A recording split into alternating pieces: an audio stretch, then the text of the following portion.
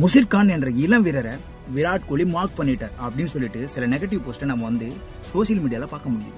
Actually எனக்கு என்ன நடந்தது அப்படின்னா, முசிர் கான் பேட்டிங் ஆட வரப்போ விராட் கோலி பயங்கர ஷாக்கிங்காக அவரை பார்த்துட்டு ஒரு விஷயத்த சொல்றாரு. 2 ஓவருக்கு முன்னாடி வரைக்கும் அவர் வாட்டர் பாயா இருக்காரு, 2 ஓவருக்கு அப்புறம் ஒரு IPL T20 டெபியூட் பண்றாரு அப்படின்றத பக்கத்தில் இருக்கிற பிளேயர்கிட்ட பார்த்து அவர் பயங்கரமா சிரிச்சுக்கிட்டு ஒரு சைகில சொல்றாரு. இந்த சிரிச்சுக்கிட்டு சொன்னதுதான் இப்ப தப்பா போச்சு. சில பேர் நெகட்டிவா போஸ்ட் போட்டு ஷேர் பண்ணிட்டு இருக்கீங்க. விராட் கோலியோட ஹிஸ்டரியிலேயே அவரோட லைஃப்லயே அந்த மார்க்கிங்ன்ற ஒரே ஒரு கேரக்டர் மட்டும் அவர் கிடையவே கிடையாது. ஆனா அவர் தொட்டா அவர் விட்டதே கிடையாது. அதனால விராட் கோலியை இந்த மாதிரி ஒரு விஷயத்தை வச்சு பண்ணாதீங்க. மேட்ச் முடிஞ்சதுக்கு அப்புறம் வந்து அதே விராட் கோலி அதே முசிர் கானுக்கு என்ன பண்ணியிருக்காருன்னா அவரோட பேட்டை கிஃப்ட் பண்ணியிருக்காரு. இதுதான் விராட் கோலியோட குணம்.